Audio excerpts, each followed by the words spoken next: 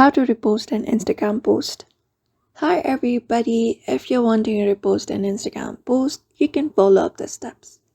So for that, you can open up your Instagram and locate up the post that you may want to repost. For example, let's say this one right here.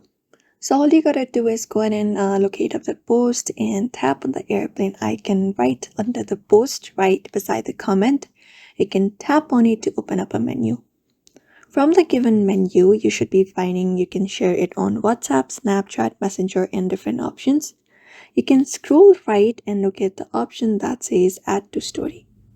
So in order to repost Instagram post, you can tap on this Add to Story option and repost it on your story like this. You can tap for more options like this, or you can select any of you that you prefer. After that is done, you can tap on your story option. And once that is done, you can head over to your story section and you should be finding the post being reposted on your story. So that is it for now. That is how you basically repost an Instagram post following up those methods. So I hope this video was helpful and thank you for watching this video.